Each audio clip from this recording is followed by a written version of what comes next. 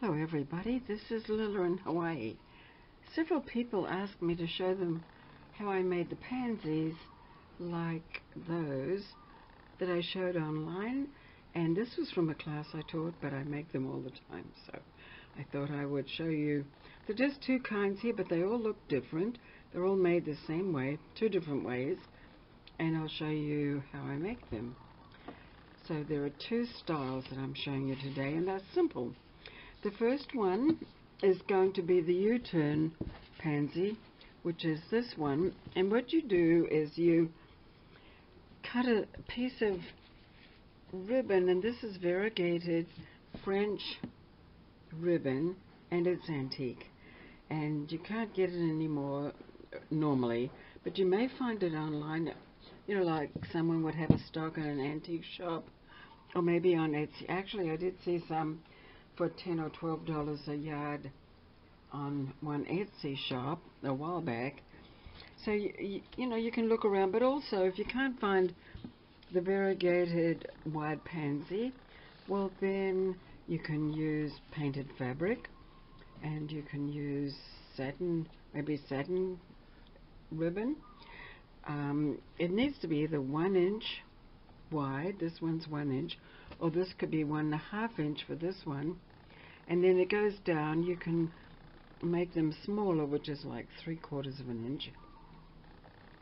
For the first pansy I'll show you, of the two that I'm going to demonstrate, which are the ones that were in that little basket. And you need for this 9 inches of ribbon, and then you mark it off. Because it's 9 inches, you'll take 2.5 inches on this side and 2.5 inches on this side, which it means 5 inches, and it's 9 inches, so you've got 4 inches left in the middle, and there are 3 petals, and it's called the U-turn. The other thing you need to do is take out the wire in the side that's going to be the inside of the pansy. When I say the inside, I mean there, you know, like that's the inside, this is the outside. So in this case, for this particular pansy, you would take out the wire that you want to be on the inside, and that's the stitching line as well. And so on this one, I'm going to take out the wire on this side, and I thought I'd show you how I do that. So here's the wire. You can sort of push it out there, and you can see it. I don't know whether you can see, but it's sort of poking out a bit. And I usually grab it with some scissors, and you start sort of pulling.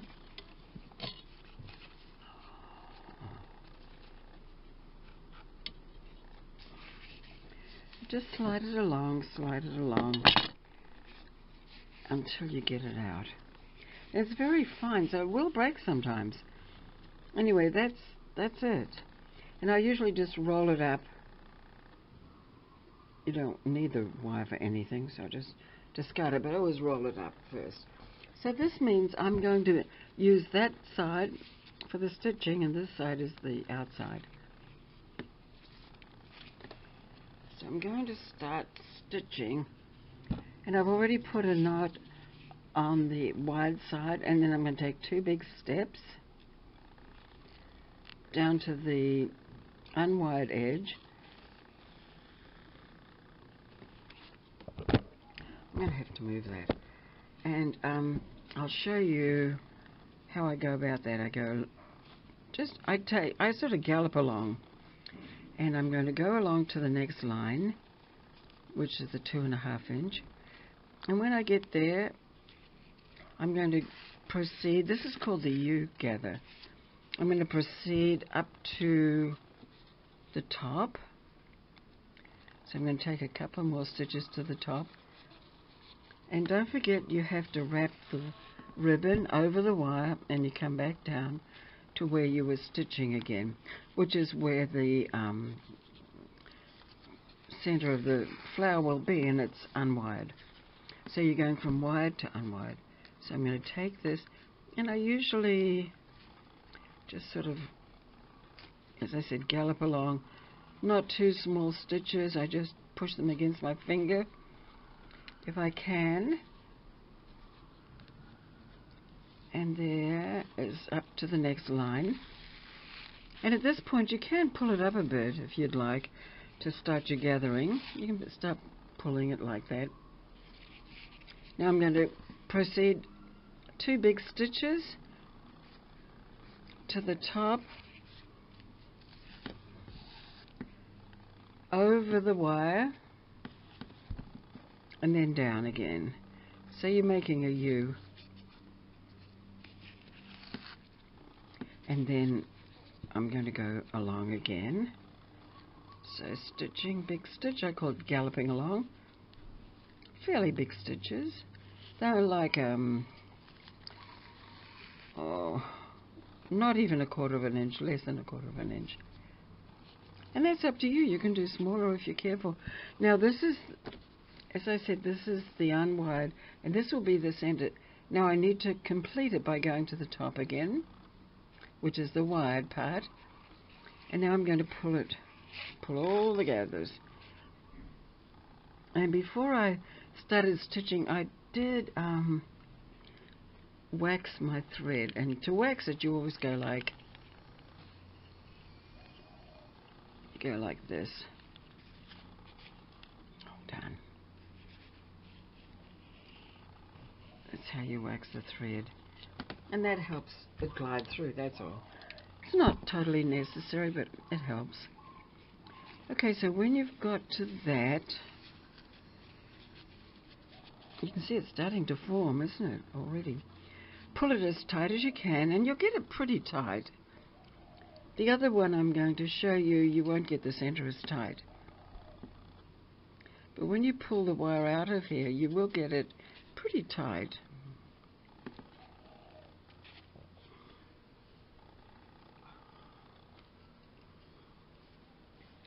Okay, so I've got that much.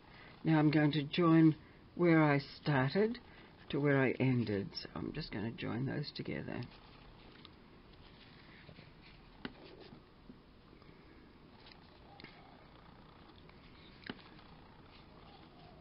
I have to take it away for a minute. I can't do it facing like that way. So I'm just joining those 2 ends together. And I'm sorry it's a bit off camera, but it was too awkward.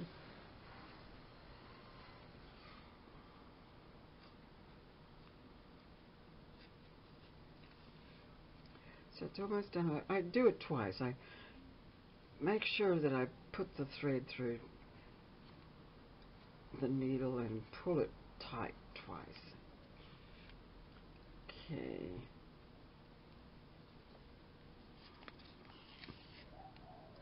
Okay, so that's done. That one's done. Cut the thread up. I'm going to knot it just so I have it ready for another one. I always double it and knot the thread in it. And as I say, I wax it by doing this. The wax is available at Walmart or anywhere. Here you go. So now this is the pansy we just made. So you had 2 smaller petals and a bigger one, which was the center. And you can crush it a little bit in your hand, or you can wet it even and let it dry if you want it to be more crinkled. So you see I've got a hole in the center, and that needs to be filled with something. So what I normally do is I take a piece of ribbon or cord or something like that, and I tie an overhand knot in the center, which I've done already, and then I'm going to thread that through the hole. So I've cut it smaller, and I'll just thread it through, and that makes a nice center. You can also do a French knot. You could put beads, you could put glitter glue or something like that.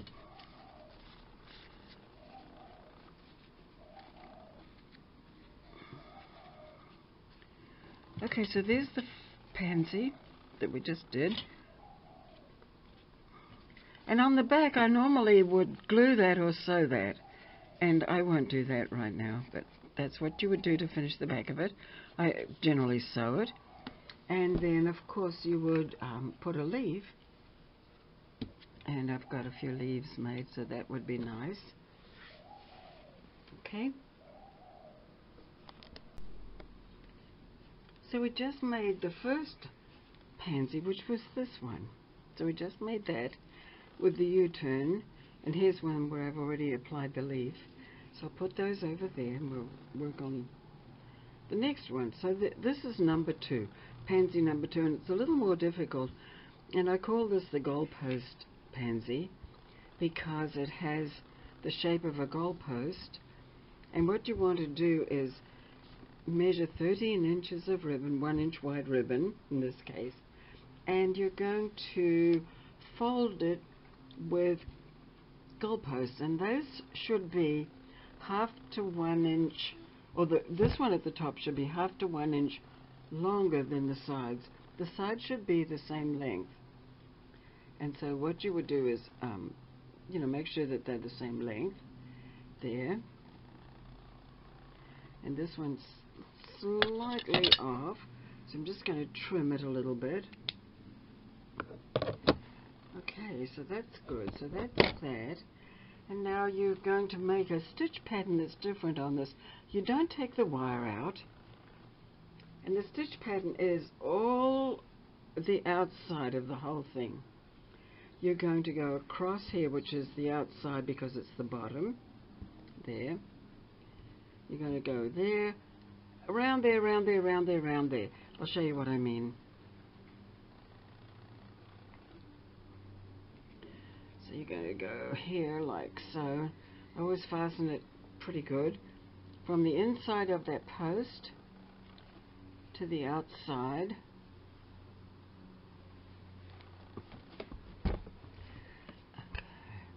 And then you're going to go and stitch along the outside of that post. Doesn't have to be too small stitches. It could be about 1/4 of an inch.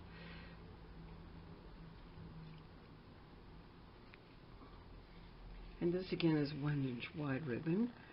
You make a big pansy if you do it a 1.5 inch wide ribbon, but that looks kind of nice too.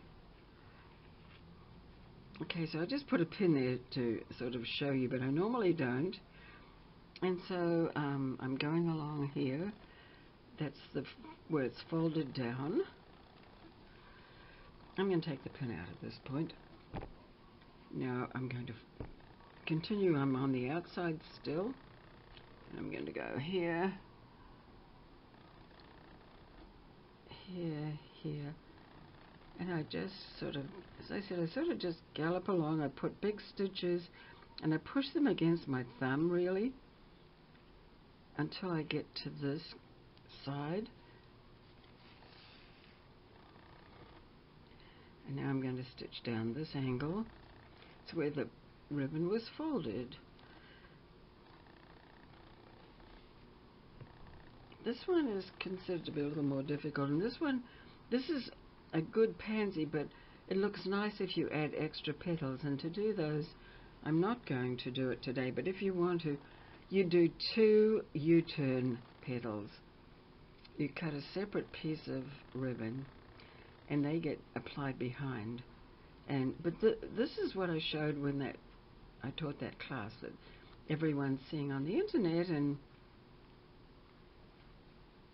want to know how to do it. So okay, so there. So I'm taking that out. Now you can see I have sewn all around. This one started on the inside of the post, and I've got to finish it off. So it's got to have a few stitches right to the outside. There you go.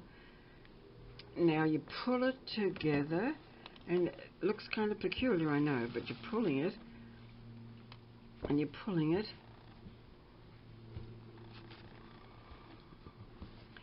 And when it gets to a certain size where it's manageable, you join the 2 last stitches together, the one you started and the one you ended. And you just join those together.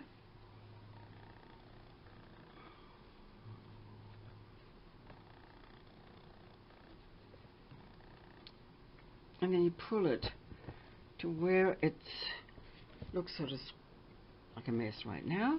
It's all sort of bunched up. And then the next thing is to fasten it off on the back, just to make sure it's not going to unravel. This one, as I said, is not, the wire's not removed, and so generally the hole in the center can be bigger to, you know, to put French knots, stamen, whatever you want to do. Okay, so I'm going to put that needle over there. Okay, here I go. Now, so here we go. So this one, here's the, this is the back of it, and that's the, these,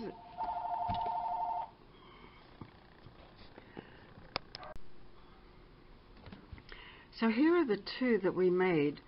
This is the one that I've just made. This one's a little more difficult, and it's where you make the ribbon like that, and I call it a goalpost. So you can make it any width you like, but I wouldn't like to make it this wide, because this would make a really, really big pansy, unless it was for a corsage or something. And then this, so that's that one with a little ribbon center. Of course, I haven't finished the back, and I won't take time to do that.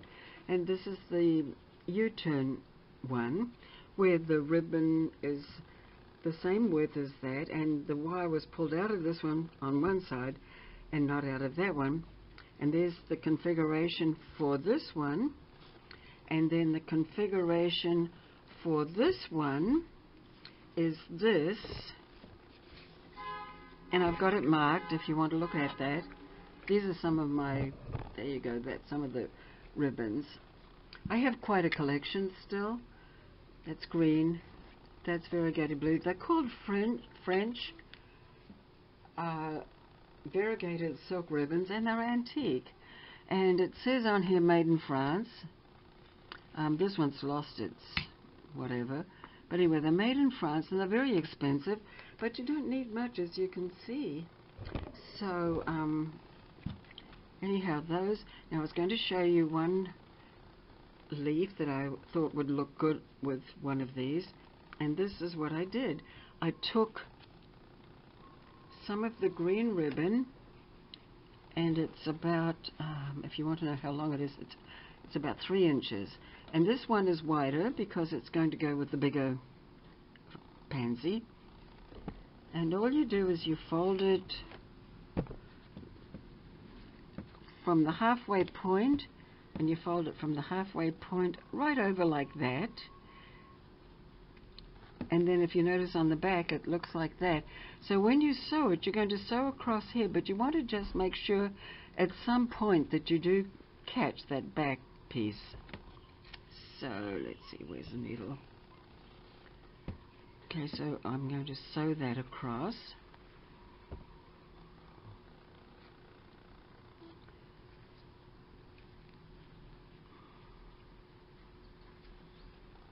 And only needs about 4 stitches, and you pull those up tight as you can, and then you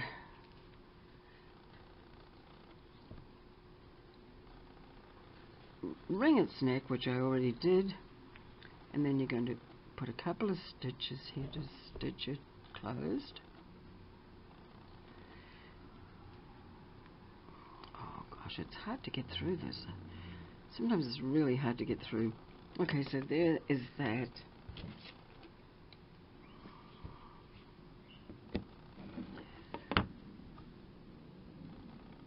So this, I always leave this on there. And that would go nicely, I thought, on this one that we just made, because it's a nice dark green, see? And I'm not going to take time to put it on, but normally what I would do is I would sew them all onto the back like that. However, if you don't want to sew them on, you could glue them on. So that would be nice for the goalpost pansy. And the other pansy that we made, this one, this could have a, let's see, let's make a little smaller leaf see how I can go, if I can make something with that.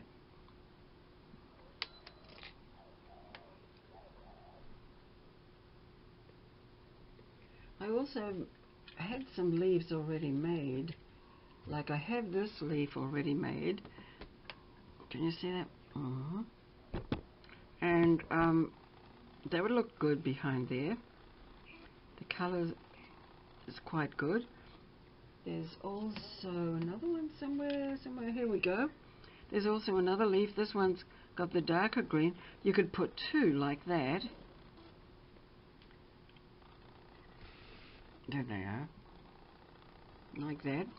Or you could make another leaf with this sort of a pale variegated green. This is sort of a, oh, I don't know, this is sort of a different kind of a green.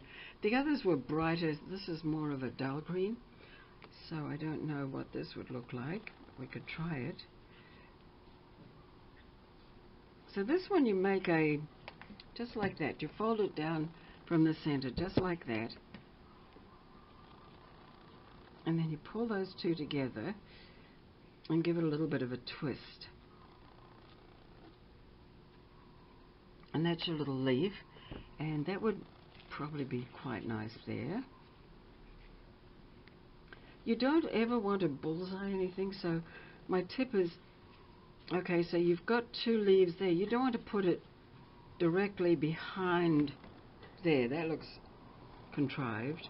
You want to put it off to the side somewhere, you know, like that, or off to this side. Or you could put two. You could take two leaves like so and put them like that. Kind of hard to show you, but that would be another idea. So I thought I would tell you that these pansies, I will sell some of them. I haven't ever sold them like a packet of something, but I thought maybe I'll put 6 or 12 or something in a packet and sell them. But right now I usually put them on garments, and as I said, these were used for a class, but I want to show you again how they look. I'll put these in here. These are the ones that we just made, and see how pretty that looks. There you go, just a lovely bunch of pansies. So simple. You know how to make them. All these were made the same way, no problems there. So until next time anyway, if you have any questions, please email me, and if you have any interest in purchasing any of them, of course we could negotiate that. And I am going to be, this is the 3rd of February today. I'm going to be away. I'll still be on the island, but I'm taking a week off as of tomorrow because I'm tired from all the teaching and all the other stuff I've been doing in my studio. And I haven't been to the North Shore of this island. I live on the island of Oahu. Haven't been for a while. The surf is up. There are lots of surfers. And so my family and I have rented a cottage, and we're going to stay at the beach for a week. So until then, aloha.